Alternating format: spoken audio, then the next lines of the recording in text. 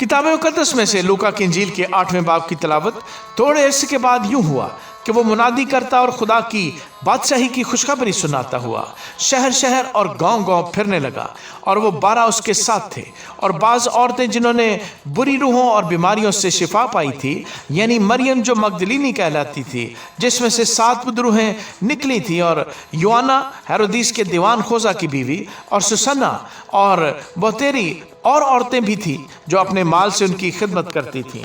फिर जब बड़ी भीड़ जमा हुई और हर शहर के लोग उसके पास चले आते थे, उसने तमसील में कहा, एक बोने वाला अपना बीज बोने निकला, और बोते वक्त कुछ राह के किनारे गिरा और रौंदा गया, और हवा के परिंदों ने उसे चुग लिया, और कुछ चट्टान पर गिरा और उगकर सूख गया, इसलिए कि उसको तरी न पहुंची, और कुछ झाड़ियों में गिरा और झाड़ियों ने साथ साथ बढ़कर उसे दबा लिया, और कुछ अच्छी जमीन में गिरा और उगकर 100 गुना फल लाया।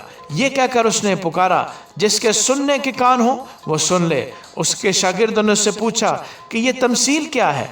उसने कहा, तुमको खुदा की बादशाही के भेदों की समझ दी गई है, मगर औरों को तमसीलों में सुनाया जाता है, ताकि देखते हुए ना देखें और सुनते हुए ना समझे। वो तमसील ये है कि बीज खुदा का कलाम है। राह के किनारे वो हैं जिन्होंने सुना, फिर इब्लीस आकर कलाम को उनके दिल से छीन ले जाता है, ऐसा न हो कि ईमान लाकर नजात पाएं। और चट्टान पर के वो हैं जो सुनकर कलाम को खुशी से कबूल कर लेते हैं, लेकिन जड़ नहीं रखते, मगर कुछ अरसा तक ईमान रखकर आजमाइश के वक्त फिर जाते हैं। और जो झाड़ियों में पड़ा, उससे वो लोग मुराद हैं जिन्होंने सुना, लेकिन होते होते इस जिंदगी की फिक्रों और दौलत और ऐशो इशरत में फंस जाते हैं, और उनका फल पकता नहीं।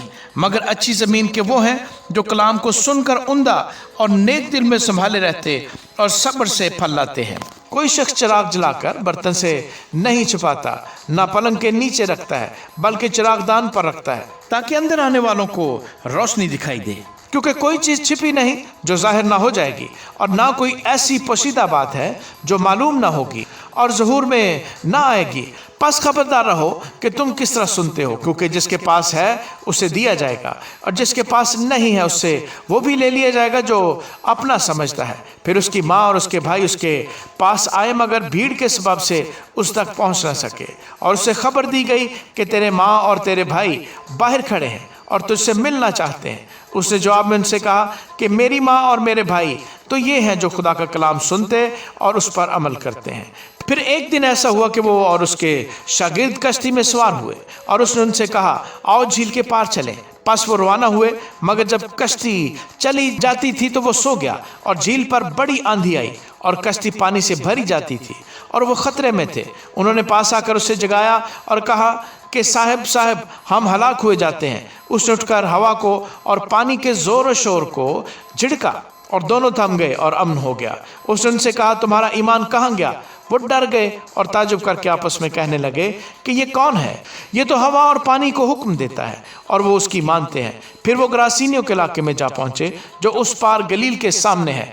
जब वो किनारे पर उतरा तो उस शहर का एक मर्द उसे मिला जिसमें बदरूहें थी, और उसने बड़ी मुद्दत से कपड़े न पहने थे, और वो घर में नहीं बल्कि कब्रों में रहा करता था। वो यीशु को देखकर चलाया और उसके आगे गिरकर बुलंद आवाज से कहने लगा, आए यीशु, खुदा ताला के बेटे, मुझे तुझसे क्या काम? तेरी मिन्नत करता हूँ कि मुझे अजाब में न डाल। क्योंकि वो उस नापाक रूह को हुक्म देता था कि इस आदमी में से निकल जा, इसलिए कि उसने उसको अक्सर पकड़ा था, और हर चंद लोग उसे जंजीरों और बेड़ियों से जकड़कर काबू में रखते थे, तो भी वो जंजीरों को तोड़ डालता था, और बदरू उसको बियाबानों में भगाए फिरती थी। यीशु ने उससे पूछा, तेरा क्या नाम है? उसने कहा, लश्कर, क्योंकि उसमें बहुत सी बदरूहें थी। और वो उसकी मिन्नत करने लगी कि हमें अथाह गढ़े में जाने का हुक्म न दे। वहाँ पहाड़ पर सूरों का एक बड़ा गौल चल रहा था। उन्होंने इसकी मिन्नत की कि हमें उनके अंदर जाने दे। उसने उन्हें जाने दिया, और बदरूहें उस आदमी में से निकलकर सूरों के अंदर गईं, और गौल कड़ाड़े पर से झपट कर झील में जा पड़ा और डूब मरा। ये माजा देखकर चराने वाले भागे और जाकर शहर और देहात में खबर दी। लोग उस माजरे के देखने को निकले, और यीशु के पास आकर उस आदमी को जिसमें से बदरूहें निकली थीं, कपड़े पहने और होश में यीशु के पाँव के पास बैठे पाया, और डर गए। और देखने वालों ने उनको खबर दी कि जिसमें बदरूहें थी वो किस तरह अच्छा हुआ। اور گراسینیوں کے گردنوا کے سب لوگوں نے اس سے درخواست کی کہ ہمارے پاس سے چلا جا، کیونکہ ان پر بڑی دہشت چھا گئی تھی۔ پس وہ کشتی میں بیٹھ کر واپس گیا، لیکن جس شخص میں سے بدروہیں نکل گئی تھیں وہ اس کی منت کر کے کہنے لگا کہ مجھے اپنے ساتھ رہنے دے، مگر یسوع نے اسے رخصت کر کے کہا، اپنے گھر کو لوٹ کر لوگوں سے بیان کر کہ خدا نے تیرے لیے کیسے بڑے کام کیے۔ وہ روانہ ہو کر تمام شہر میں چرچا کرنے لگا کہ یسوع نے میرے لیے کیسے بڑے کام کیے۔ جب یسوع واپس آ رہا تھا تو لوگ اس سے خوشی کے ساتھ ملے، کیونکہ سب اس کی راہ تکتے تھے۔ اور دیکھو، یائر نام ایک شخص جو عبادت خانے کا سردار تھا آیا اور یسوع کے قدموں پر گر کر اس سے منت کی کہ میرے گھر چل، کیونکہ اس کی اکلوتی بیٹی جو قریباً 12 برس کی تھی مرنے کو تھی۔ اور جب وہ جا رہا تھا تو لوگ اس پر گرے پڑتے تھے۔ اور ایک عورت نے جس کے 12 برس سے خون جاری تھا اور اپنا سارا مال حکیموں پر خرچ کر چکی تھی اور کسی کے ہاتھ سے اچھی نہ ہو سکتی تھی، اس کے پیچھے آ کر اس کی پوشاک کا کنارہ چھوا اور اسی دم اس کا خون بہنا بند ہو گیا۔ اس پر یسوع نے کہا، وہ کون ہے جس نے مجھے چھوا؟ جب سب انکار کرنے لگے تو پطرس اور اس کے ساتھیوں نے کہا کہ اے صاحب، لوگ تجھے دباتے اور تجھ پر گرے پڑتے ہیں۔ مگر یسوع نے کہا کہ کسی نے مجھے چھوا تو ہے، کیونکہ میں نے معلوم کیا کہ قوت مجھ سے نکلی ہے۔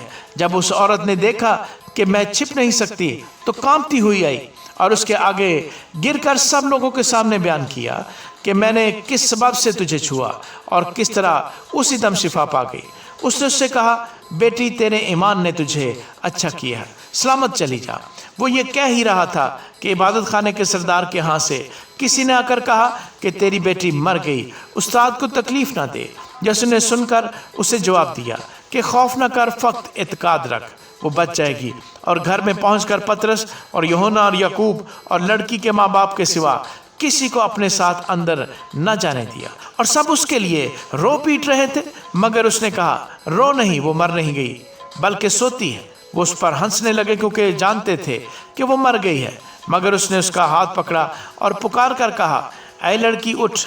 اس کی روح پھر آئی اور وہ اسی دم اٹھی۔